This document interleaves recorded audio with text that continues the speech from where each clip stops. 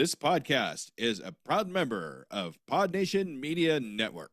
Listen, here's the truth. If it's not something you love to do, automation is mandatory. You didn't start your podcast to spend hours editing clips. You started it to create, connect, and grow your audience. But here's the problem. Every other platform works with video podcasts, and manual editing eats up your most valuable asset, your time. That's where Opus Clip changes everything. Upload your video, and Opus Clip will automatically find the gold nugget moments, auto-clip the captions for the best parts, perfect for TikTok, Reels, and Shorts. 1 hour-long episode becomes 10, 20, even 30 viral-ready clips in minutes. The tool even predicts each clip's viral potential, so you know exactly what to post. No more tenuous editing, no more wasted hours, just you staying in the place that you love to be, creating content that matters. Head to podnationopus.com for your free trial and get back to doing what you do best. Stop editing and start creating now. I see ghosts, specters all around me, living in stock, blazing the dark. One by one, pictures gather around me. Where those moonflowers used to rust no more. Specters gather around here, living in stock, blazing the dark. Night by night, stare into the black where moonflowers used to grow. Welcome back, everybody, to Paranormal, the New Normal. I'm your host, as always, Jeremy, trying to make this world seem a little more normal. Does it ever happen? After 200, 300 episodes, who the hell are we kidding?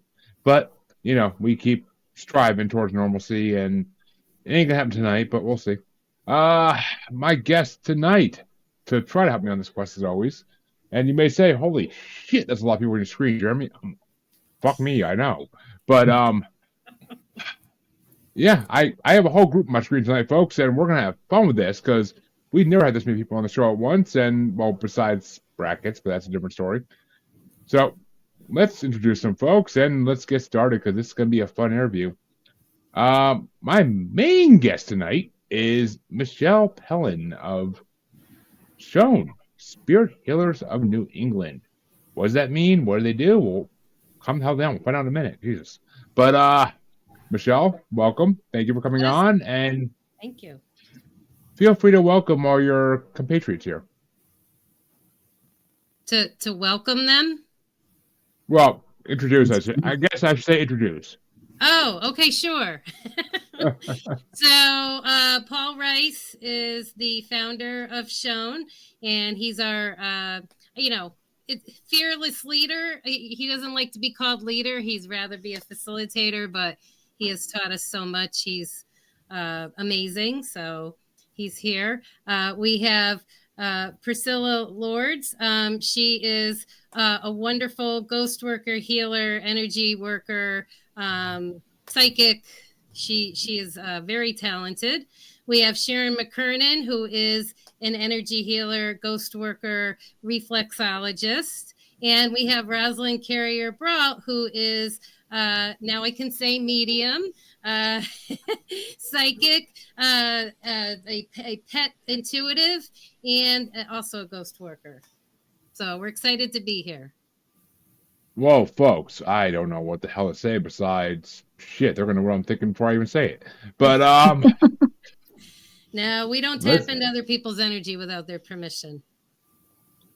Oh, you all have my full permission. I've been read in this show more times than I can count. So okay. you have my.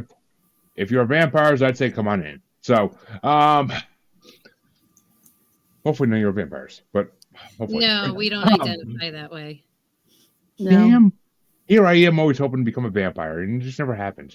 Never happens. Well, I guess you got to take a trip to New Orleans. It's been on my bucket list for many a year now. But I mean, shit. Okay, well, first things first. I live in Massachusetts, so when I saw Spirit Heroes in New England, I'm like, where are you all from? Because I feel like I should have heard of you if I'm from Massachusetts. Yeah, we're in Connecticut. We're in central Connecticut.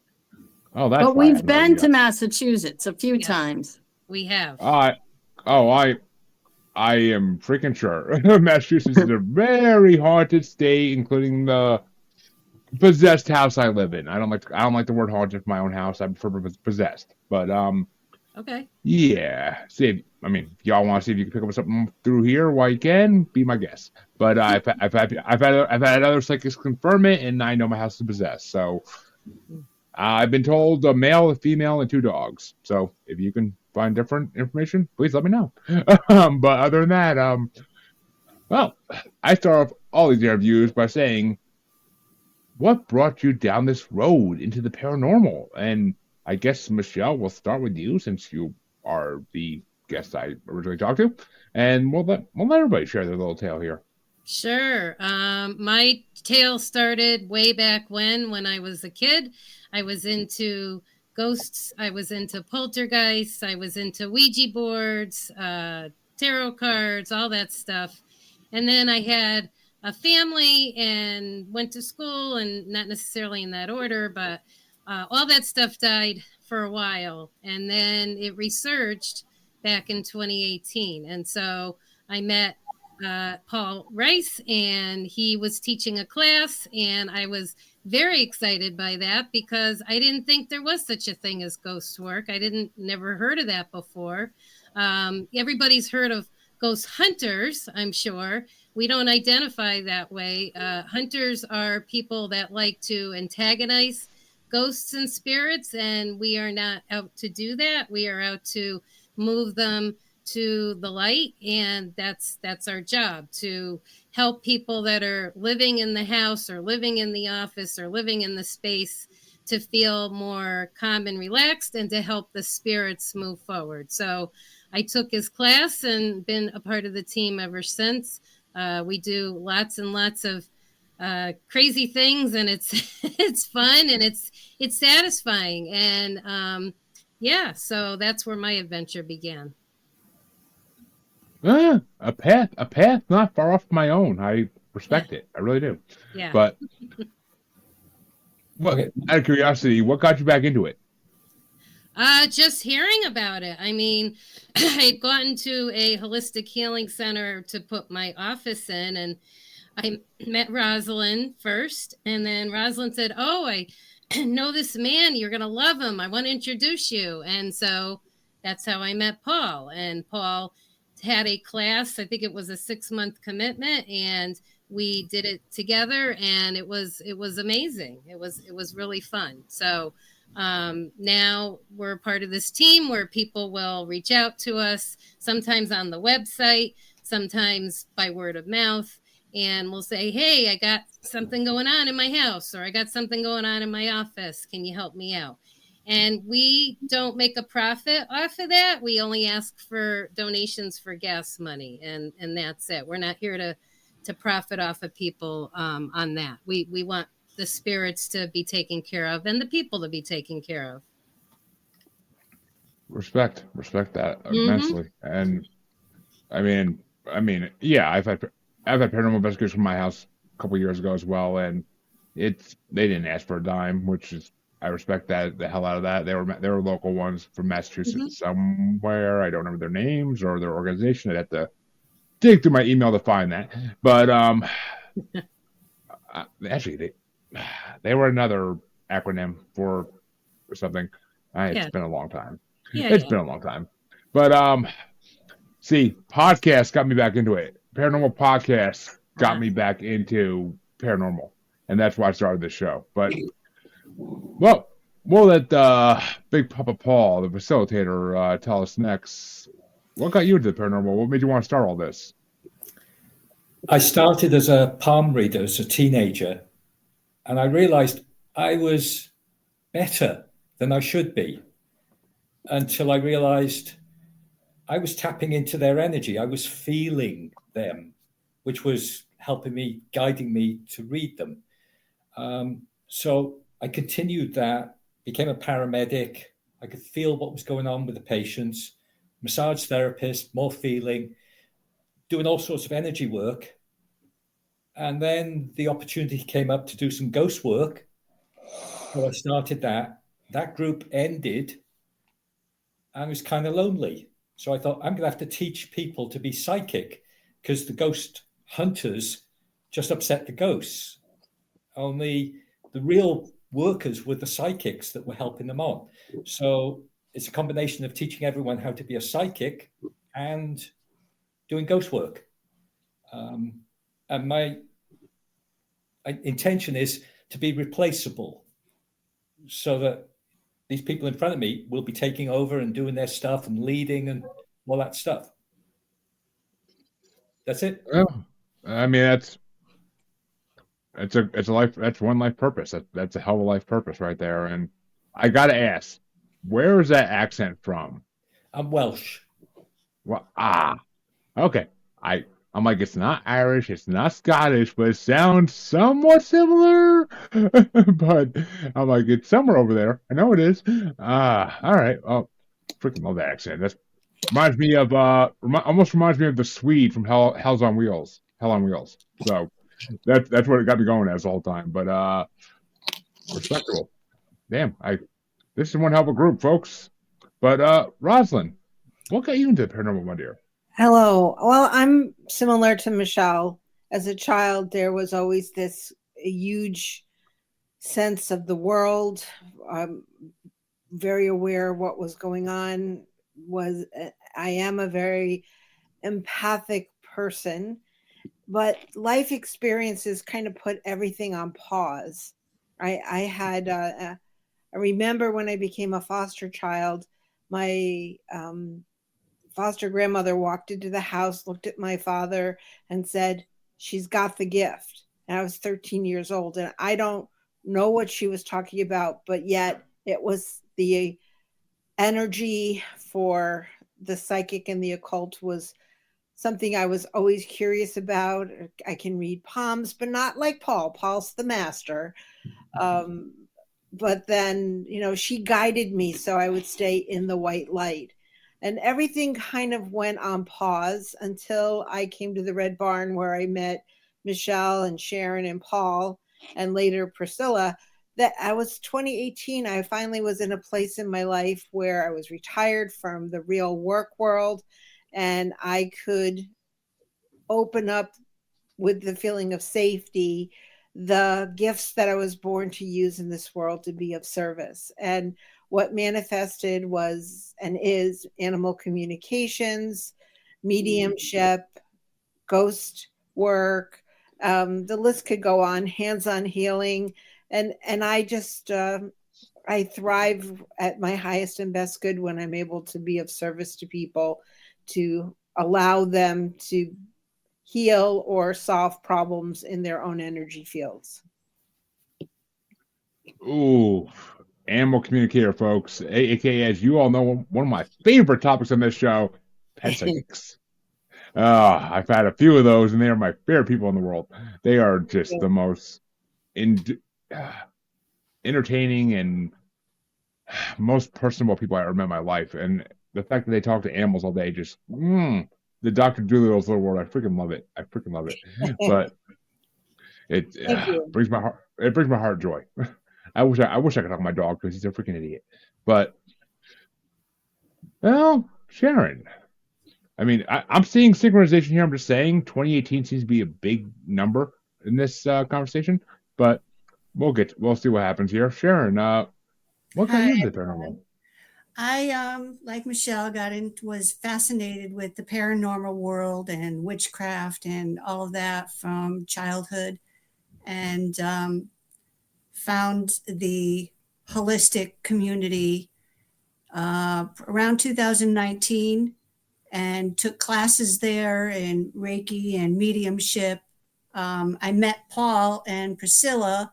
Actually, I was at a friend's house who was having called Paul to have some work done, as activity was found in their home and causing problems. So I asked my friend if I could watch. And when Paul and Priscilla showed up, I just kind of was like a puppy dog. I followed Paul around the house everywhere he went, in every nook and cranny, and was in awe and totally fascinated. And I found out that he would be giving a class with teaching what he did. And I jumped on board and met these lovely people in front of us and others, and went down that rabbit hole. And here I am today. Well, I mean, that right there is it. All right, well, I got a question. I got a question for all y'all. Well, 3 out of 4 so far, but because I've seen a common thread here, and I kind of want to know if there's something there. But before I do that, I'd be rude not to let Priscilla tell us how she got into the paranormal. Hi, yes, I grew up in a haunted house. Doors would open, lights would go on. We would see shadow figures. We would see ghosts, if you will, spirit energies. We could hear a baby crying. Things would disappear. The house was so active. My mother wrote to Ed and Lorraine Warren, and she was going to have them come to the house, but my father was so afraid. He says, I don't want them upsetting anything. I don't want them. So they never came because they didn't want them to come into the house. And, we ended up getting the house blessed, and that helped a little bit. But there was still some things going on. And as far as myself, I'm very empathic, and I have a strong intuition, and sometimes I listen to that intuition and I make great choices and set a whole different direction in my life. And other times I didn't listen to my intuition and the choices weren't so wonderful, but I can use the experiences that came from that in the work that we do. And that's one of the things I like about working with Sean in the group, because we have so many different people with so many different experiences coming from different backgrounds. And we all have, we have one goal of bringing peace to the spirit energies and to peace to the people that are living in this plane. We all work differently, and one of us may pick up on one thing and another one may not. And so as a team, it's a very cohesive thing to bring our goal. And our goal is just to bring peace and comfort. Which is a amazing goal. I mean, I grew up in a new house, so it wasn't on Native American burial ground or any of that cliche shit. So I did not grow up in a haunted house in the slightest. There was nothing going on in my house my whole life until I bought this house in 21. And so I fell in love with the paranormal just because of reading books about Bigfoot and Loch Ness Monster, and I fell in love with the other side of the paranormal, the cryptid side, not really the spirit side. Like the alien side too, of course, because what kid in the 90s didn't love aliens to some degree. But so the spirit side never attracted me until I started listening to paranormal podcasts and expecting to hear a Bigfoot sighting every 5 seconds, and then I started hearing more and more about spirits. I'm like, okay, spirits have my attention now. They fully have my attention, and this show has been more about spirits than about Bigfoot. I sadly say, because I freaking love Bigfoot, but that's a whole nother topic. But see, okay, I kind of got the answer I was looking for with Priscilla, but I was going to ask at least Michelle, Rosalind, and Sharon, because they're the ones who gave me hints towards it. Was there something happened that if there's anything that happened early in your life that made you believe in the paranormal? Like, was there something that happened that proved the paranormal exists to you? I was doing Ouija boards with my friends, so there was that. I was doing a little bit of witchcraft, and I am a practicing witch currently. So there was definitely that. I was really into ESP, trying to guess what other people were thinking with their permission. We also had Priscilla's house, I think, was more haunted, but we had a ghost in our house as well. We had an aunt that was there before. It wasn't our aunt. It was the previous owner of the house's aunt. And we heard her running up and down the stairs quite a number of times when we lived there. And she would misplace things. And so we actually experienced that too. But I don't know, I think most of it was just a calling. I did my whole senior thesis on poltergeists, so I was super into it. it was exciting to me. It was interesting to me. Yeah, and that's what really drew me. All right. I mean, I figured there had to be something. And Rosalind, Sharon, any interesting tales from your youth that you have to tell that got you into it? Well, I remember my biological aunt would do tarot with playing cards, and that was a very strong gift for her.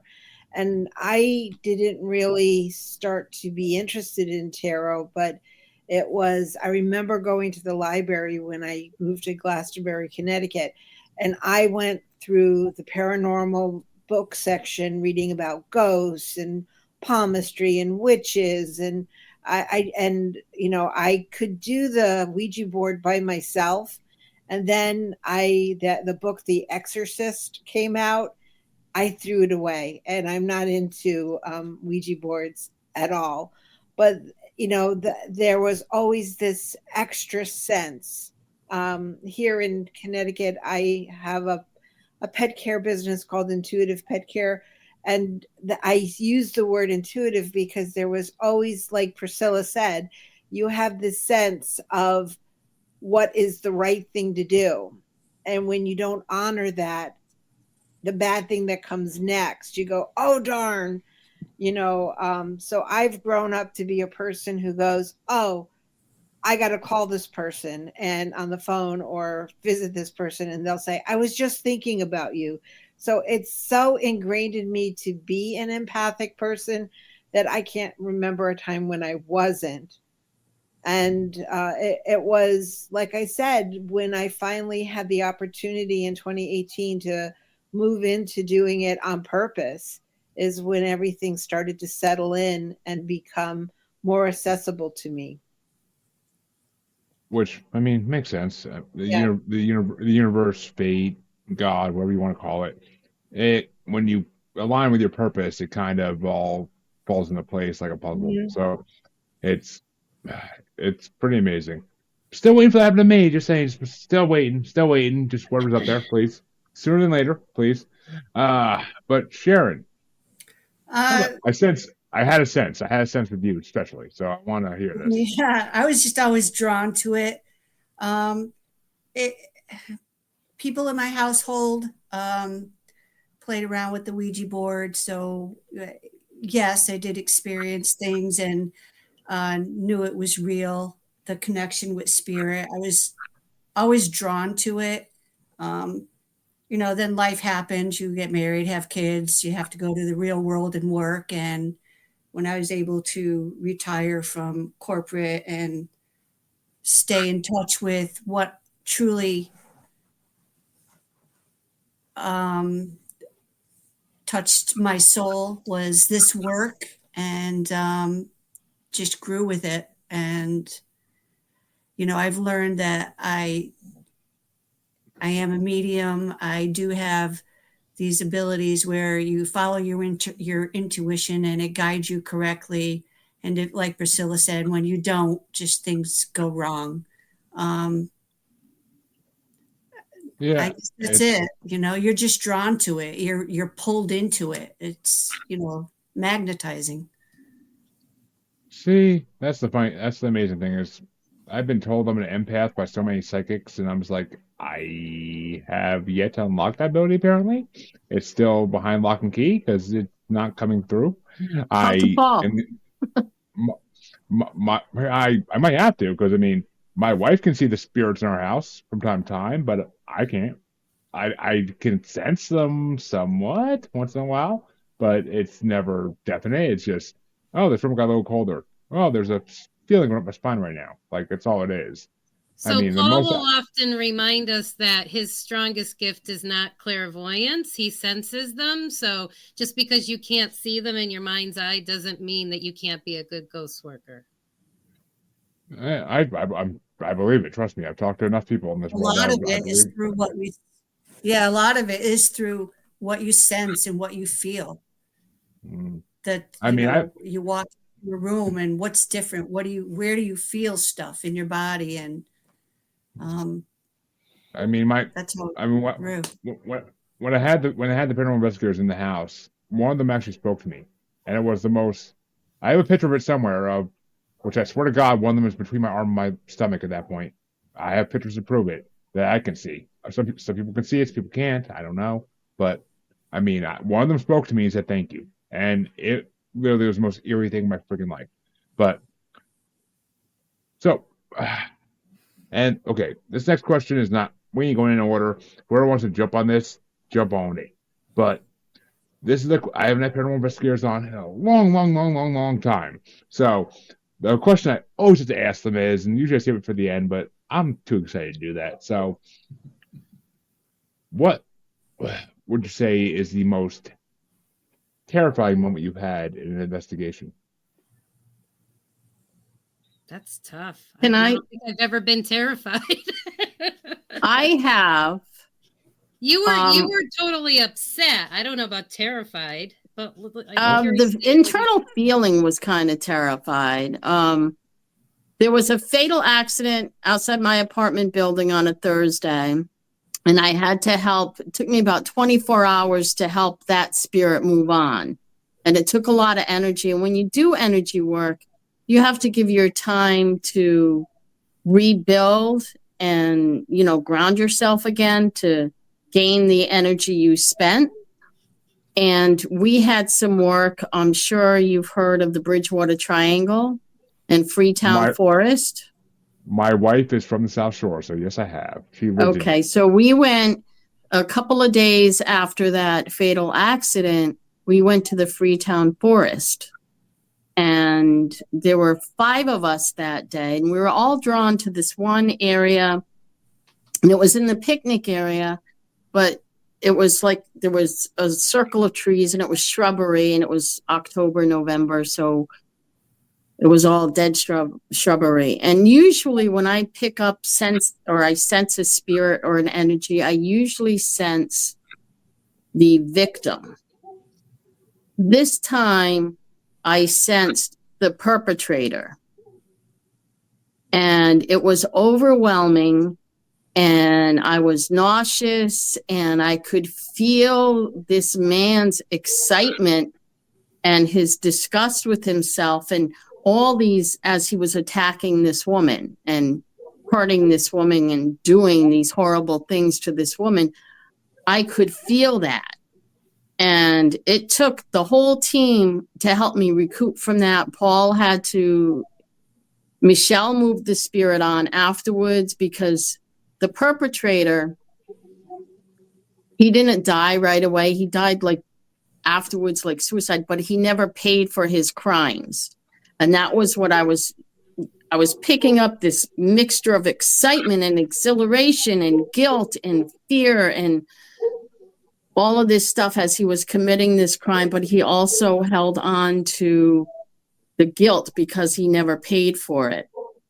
But it was, and there's some video somewhere, I was sick to my stomach and I had to remove myself. That was the most fearful time, I think, because I could feel what the perpetrator was feeling. And that was a new feeling for me.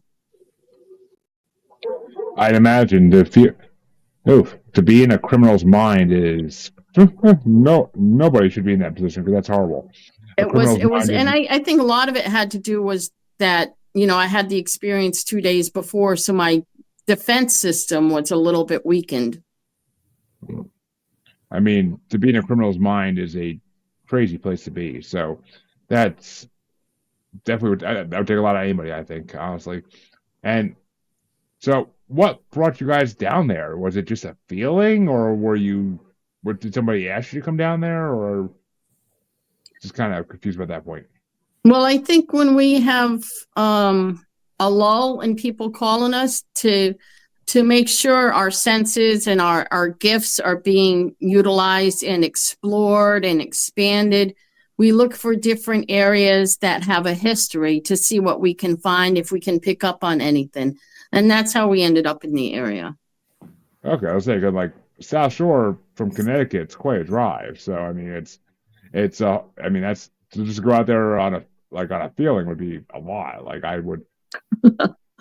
I mean, especially with how much gas is nowadays, I would start to think of that. But I think we were I mean, out there. You guys went out a third time. I think we've been out there 3 times total, correct? well, Once I as think a so. day, and then another one as a camping overnight, and then when you went the third time with some of the other team members. So yeah, Yes. we've been out there 3 times, but there's still more work to be done. oh, the Bridgewater Triangle has so much work to be done. It would Mhm. take a nation worth of teams just to get it all done in that weekend. I mean, God, there are Yeah. there's so many incidents out there. There's to this day there's still missing people. I mean, and you know, God forbid you run into some pudge wookies or something.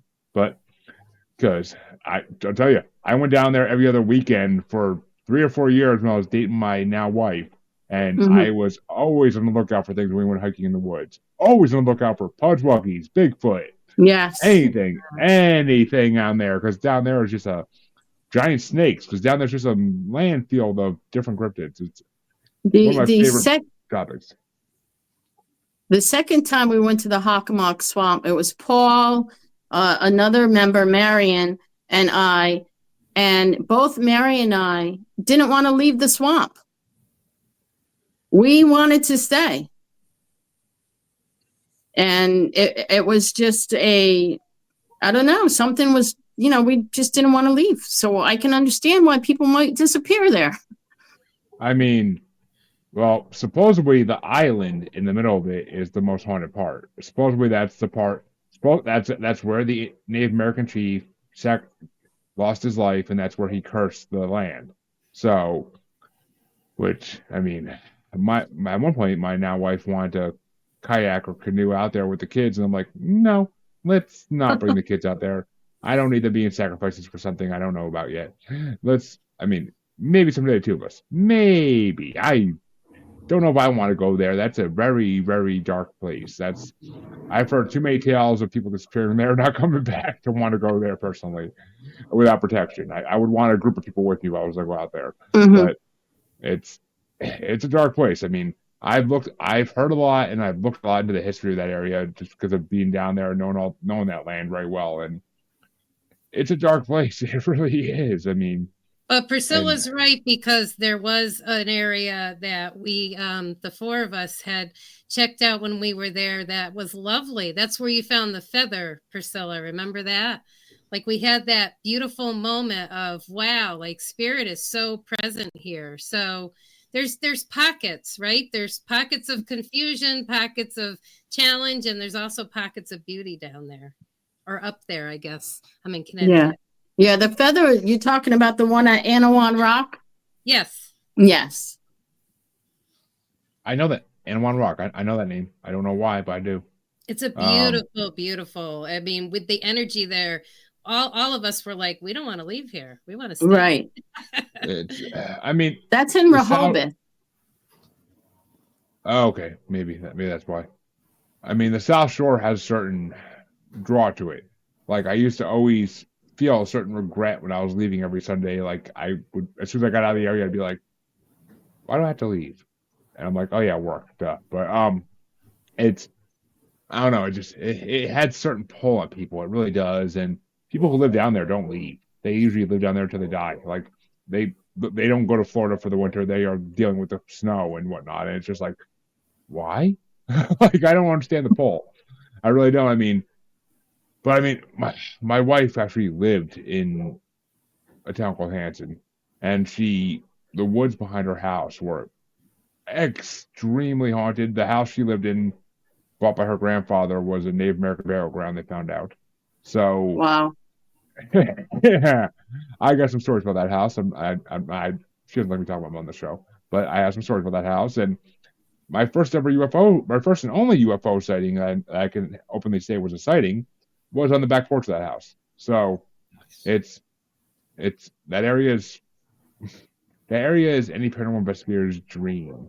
You could, and that I've talked to people down there at bars and whatnot too, and I've heard Pudgewucky tales at bars from people about running to a Pudgewucky walking their dog in the night. And I don't know how much y'all know about Pudgewuckies, but I mean, these type of things just fascinate me. The little creatures of the world, they fascinate me. Gnomes, all that crap. But all right, Paul's been very quiet the last like 20 minutes, so I'm dying to hear. Paul, tell me something that's going to shock and amaze me, please. Well, earlier you asked about fear, and as a paramedic, I never had a choice. I was going in no matter what. So ghost work is so much easier, and they all laugh at me. And I just go off into the woods, wherever, and just take it on. I've got some innate shields, so I'm not worried about anything. I'm teaching these guys everything I know, so I'm not too worried about them. Fascinating stuff. Michelle's first call, there was an alien. There was a portal there, and there were some alien energies. So we've had to do that as well, interact with entities that are not ghosts. I've done remote work, so taking on a Hindu demon with Kali backing me up, laughing her ass off as I took on a demon. There's all sorts of interesting stuff. I mean, I just heard Hindu demon. I'm kind of curious to hear more because that's something I get out from this show. Don't get me wrong. I've had people who've had experiences with with jinns, but I mean, Hindu demons, that's a whole nother realm. Yeah, I haven't dealt with jinns yet. I'm sure I will. I had a remote client in New Jersey, and all the Christian stuff wasn't working. And just from her name, I knew, she wasn't Christian. And I asked, she was Hindu. So I needed to get in touch with the Hindu gods because I was going to be tapping on their energy, their pantheon, to face whatever it was. And going back there, I realized I was facing a demon. And so I asked Carly to help me, and she said, nope. So I went back there on my own, and I realized this demon wasn't attacking. So I went back to Carly, and she said, okay, I'll come. So I'm there, and Carly's just sitting in the background. Okay, go ahead. I got your back. So, there's a whole bunch of techniques. I've taught all of these people. I haven't taught all of them the techniques, but basically it's feeding your demons, about transforming energy, loads of stuff. I went head to head with a demon, and it was okay. You hear that, folks? You hear that? I went head to head with a demon, and it was okay. That might be the best line I've ever heard in my life. Oh my god! I've had exorcists on here that say, yeah, after battling this one demon, I had to rest for like 3 days to recover my strength. Paul says it's okay.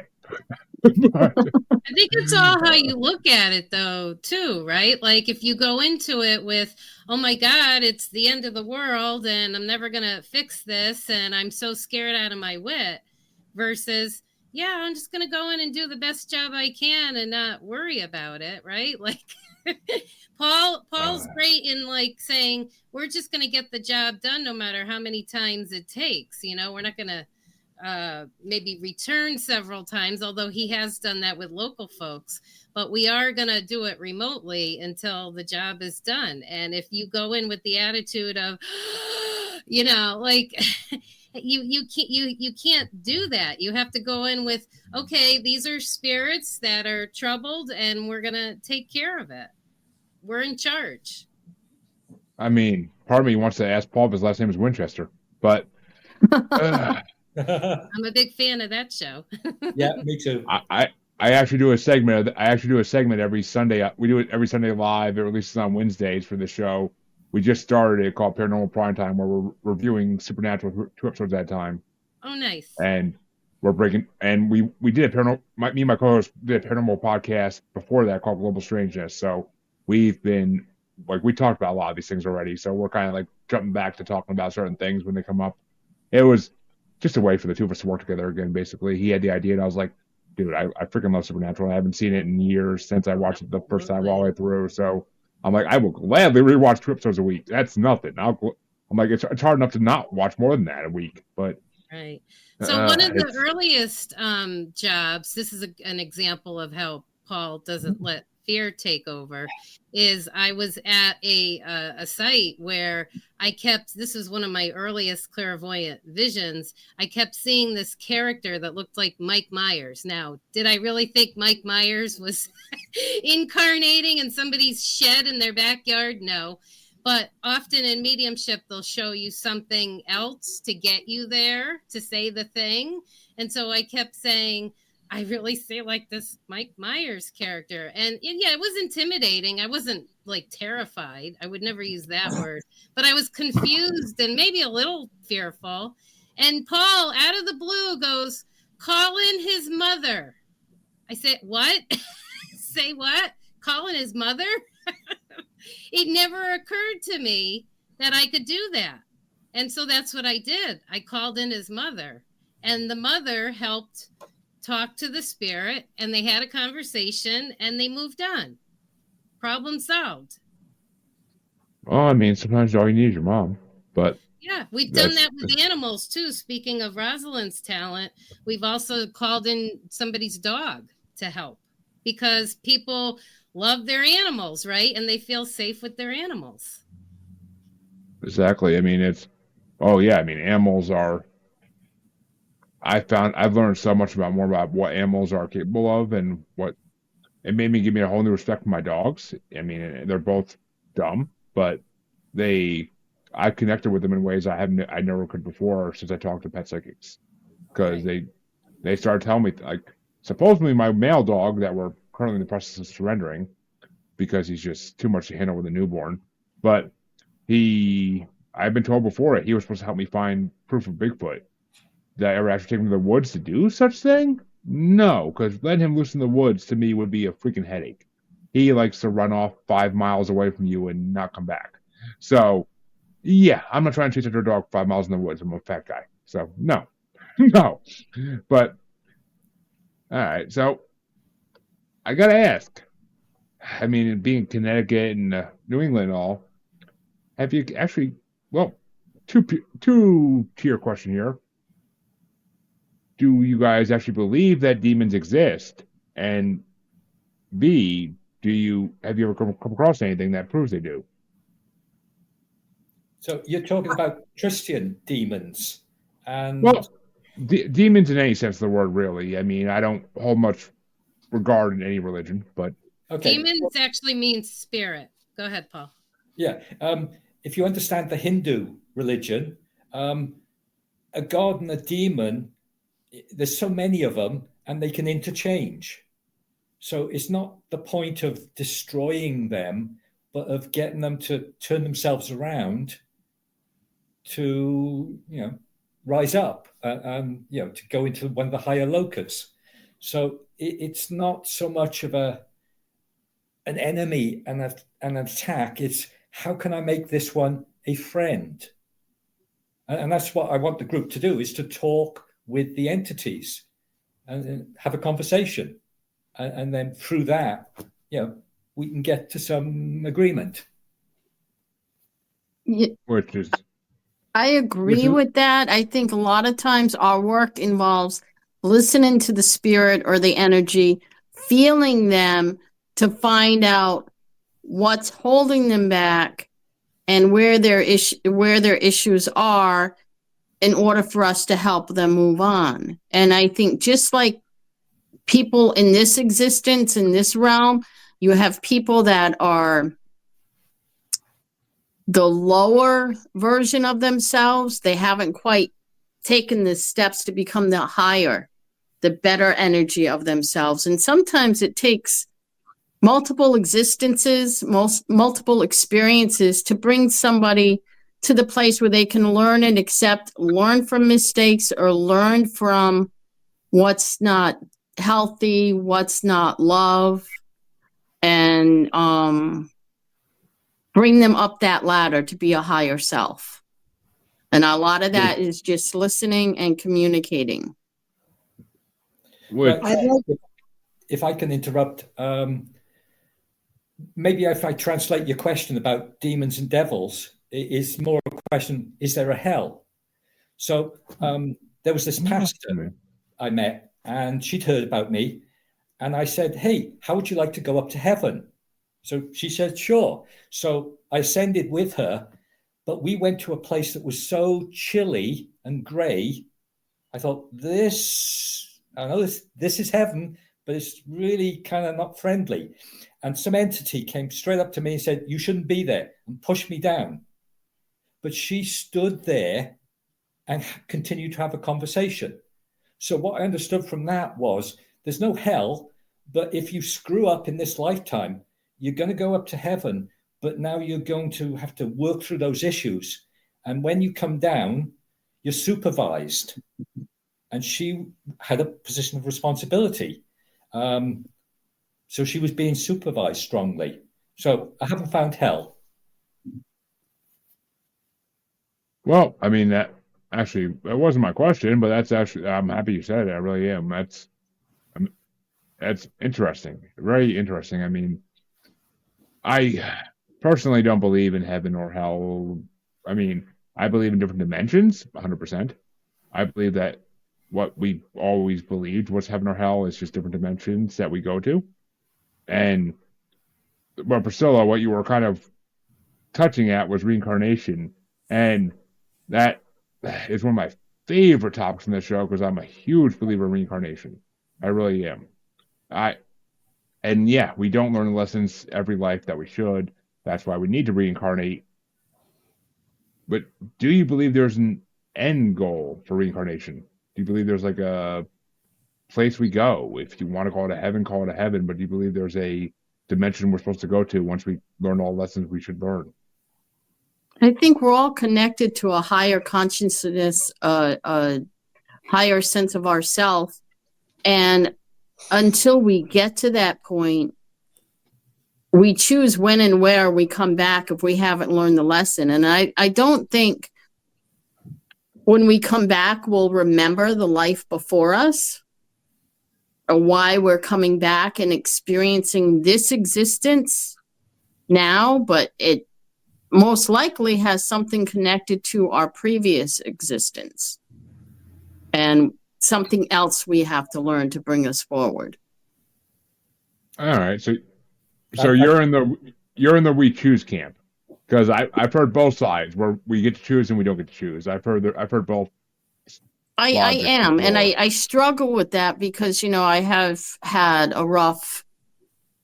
I've had some rough experiences, and I think, why would I choose something like that? But if I'm trying to get to be a higher spiritual version of myself, then I need to learn those lessons so I can have more empathy with people that are experiencing them on both sides.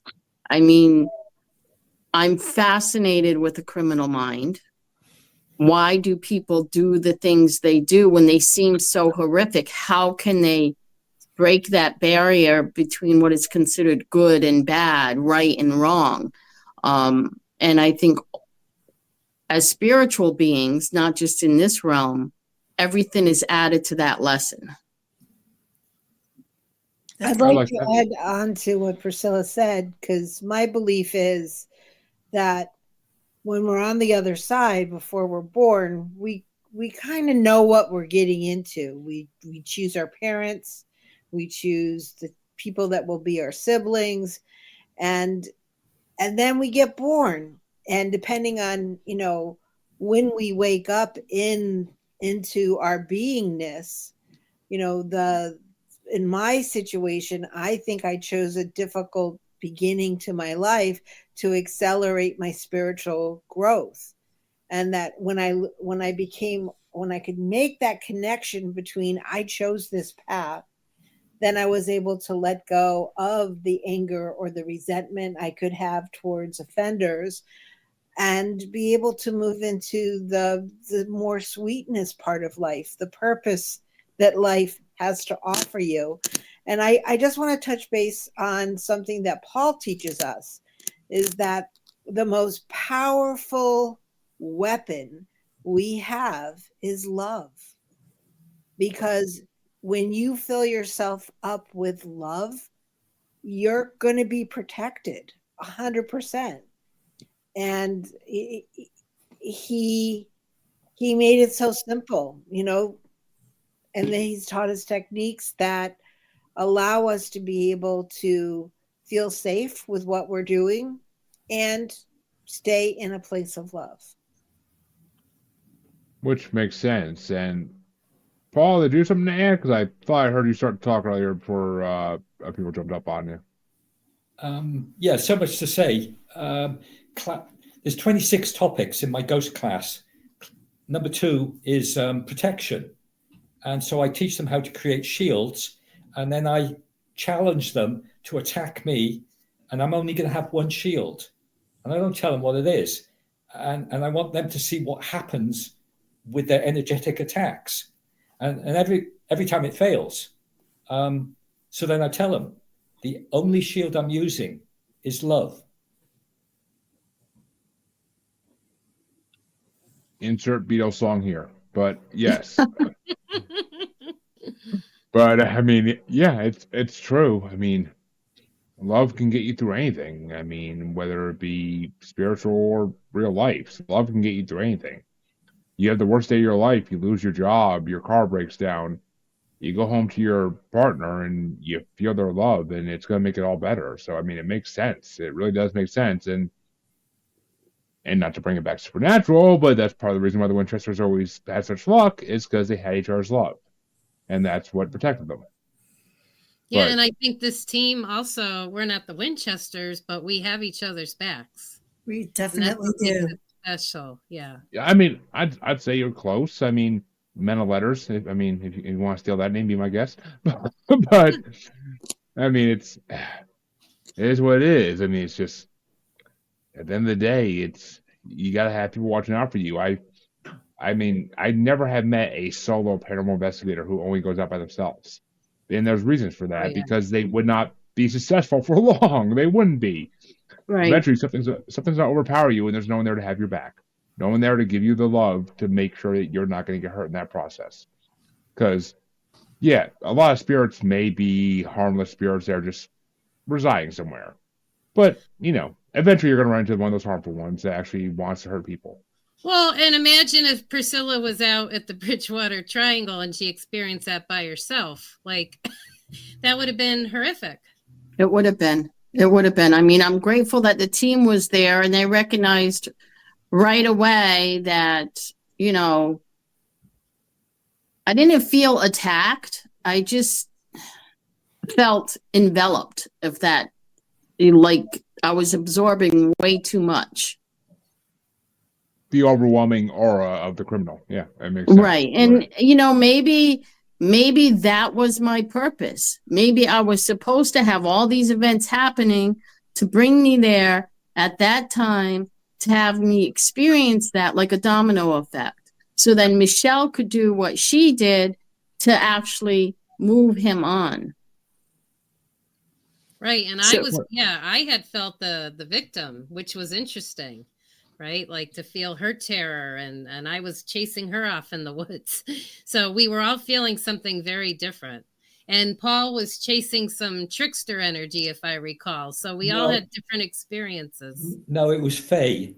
Faye, sorry. Faye, yes. Ooh, which the Bridgewater Triangle is supposedly full of Fae, which, I mean, in America, we don't talk about Fae that often because it's not a thing like it is in Europe, or even in Asia. But was it a specific kind of Fae, or I mean, it's Bridgewater Triangle, so immediately Pudgewookie comes to my mind for Fae. But No, it was my first introduction to Fae, and it woke me up. So it's my next project to interact more with Fae and Earth elementals.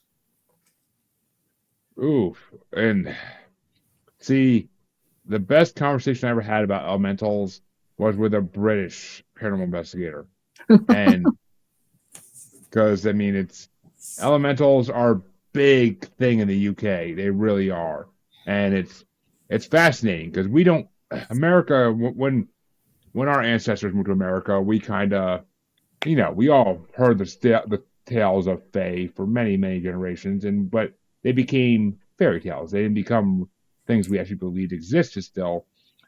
I've seen many things and heard many things that prove otherwise. So I fully believe that it exists. I fully do. I wouldn't be surprised if there's a damn gnome in my garage. I really wouldn't. But some weird sounds come out of that garage. I swear to God. But might be the spirit too. I actually have camera footage of what look like 1,000 orbs flying around my garage at night. So that's nice. Wow. Yeah, we've had that happen too. Footage of orbs. Yeah. That's always such a cool thing. Paul is. and I went to a house that was condemned, and well, it was kind of posted, but we didn't see the signs until after, right, Paul? And we took some pictures, and I actually have pictures on one part where I felt the energy of somebody that maybe had OD'd there. And in those pictures, I took a whole bunch of pictures all around the property, but it was only in that area where I felt that energy, where there was orbs, and it was in the same spot. So it is, you can catch them. Have you ever tried to catch them on camera? I have caught them on camera. If I could freaking, do I still have it somewhere here? I'm trying to see if I still have it somewhere. I don't know if I do. I got a bunch of pictures of weird things in my backyard, including a possible shadow figure. But I'm not seeing this video anywhere. I was just trying to look real fast, see if it was on my computer anywhere still. I deleted it. I didn't think I would do that ever, but it was interesting. But I don't know. Yeah, okay, I must have deleted it. I don't know. It was, I'm not saying up in that folder, but no, okay, I honestly don't know what the hell happened to it. It was a year and a half ago or so when we had a camera in the garage at that point, because we had birds out there, so we had the camera watching them, and literally it's caught tons of orbs flying around. I mean, we know our house is possessed, so it doesn't surprise me too much. My dogs will bark at random things at times, and I have a 3-month-old in 2 days, and she likes to stare past us at things, and certain things make her smile, certain things make her cry. We think the male ghost makes her cry and the female ghost makes her smile, but that's our theory. We have 2 dog ghosts apparently as well, I've been told. So maybe those are making her smile as well, though she never goes to the ground. So unless they can fly, I don't know. I'm guessing at this point. So let me tell you a story that we did a couple of years ago. We were in a really big job that had a portal in the kitchen going down to the basement, up the roof. Felt like Grand Central Station, sounded like Grand Central Station. Anyway, we did a lot of work on this house, and there was a 3-year-old, and she called it the Blinkies. She named it the Blinkies. That was her idea. Mommy, the Blinkies are here.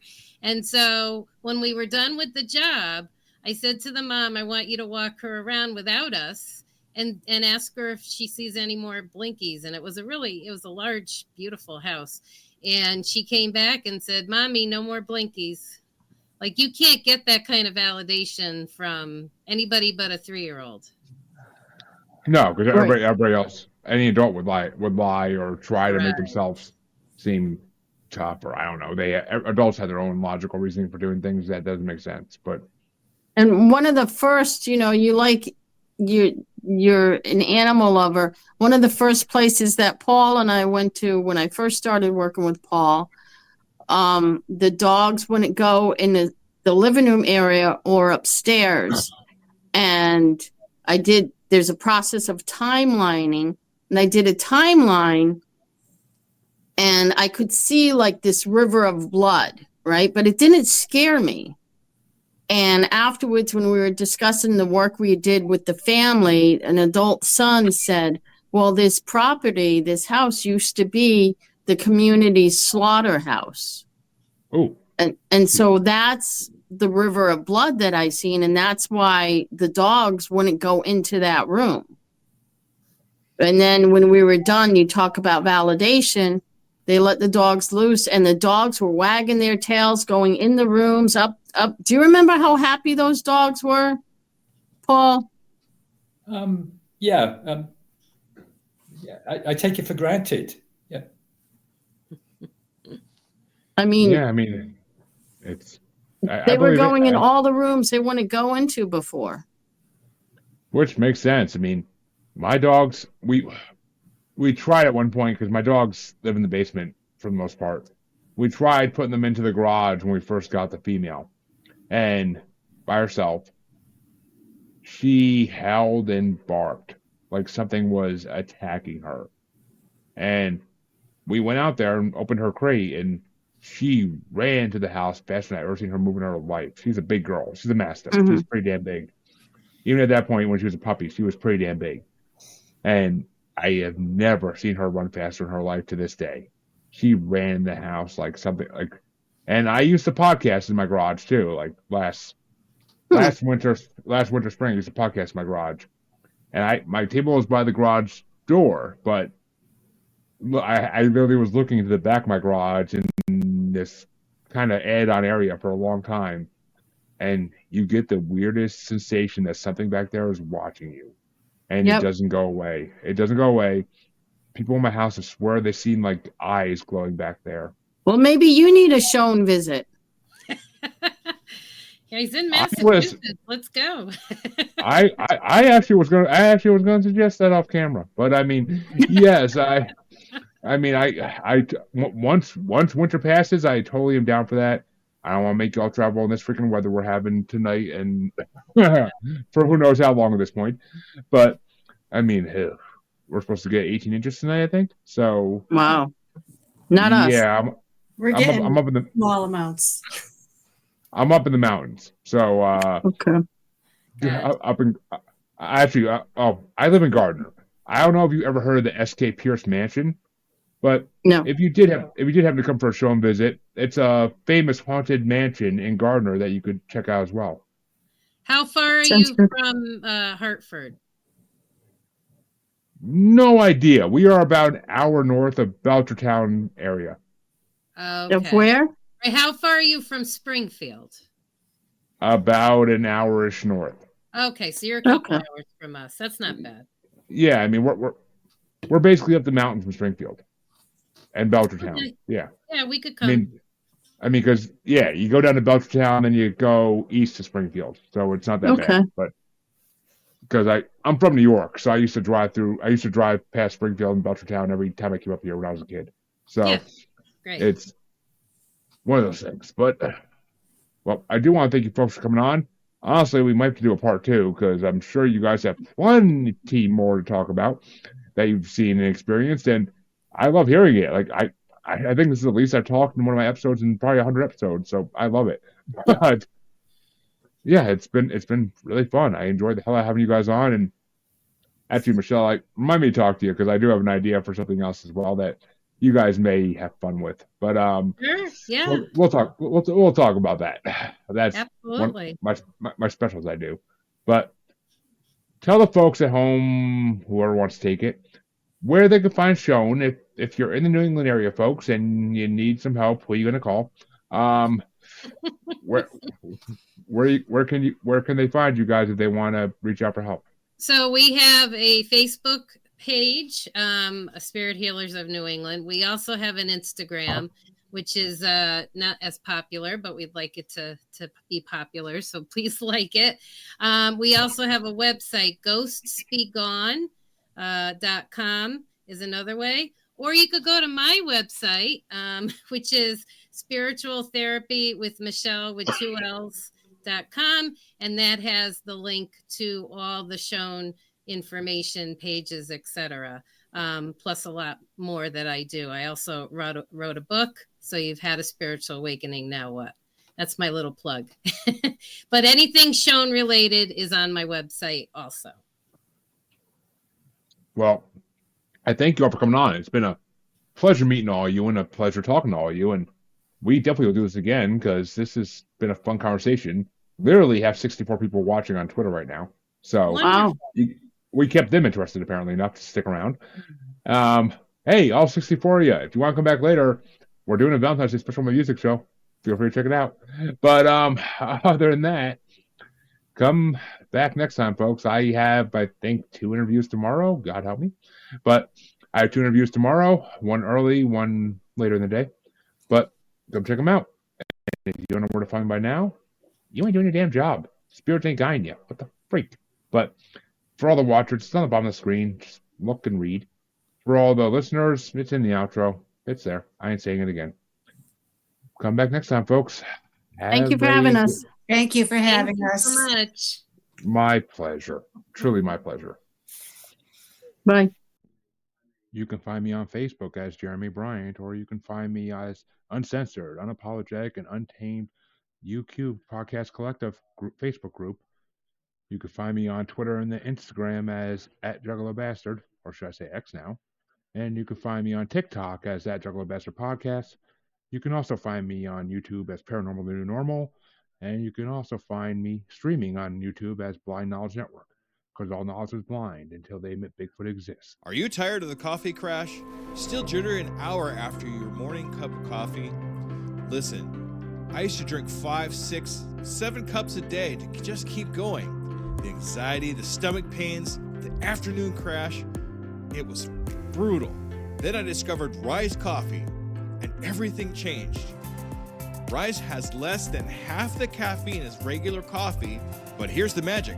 It contains 6 organic mushrooms, including cordyceps, lion's mane, and others that naturally sustain your energy without the jitters or crash. We're talking sharper focus, immune support, better gut health, and calm, sustained energy that lasts all day. Plus, it's organic, vegan, and has 0 added sugars. Unlike other mushroom coffees, Rise is USA grown in California. A full spectrum of mushrooms per serving that actually works. Here at Pod Nation, we only partner with brands we actually believe in. And Rise Coffee is the real deal. Head to risesuperfoods.com and use promo code PODNA15 for 15% off your order. That's PODNA 15 for 15% off. Ditch the crash. Fuel your day the right way with Rise Coffee.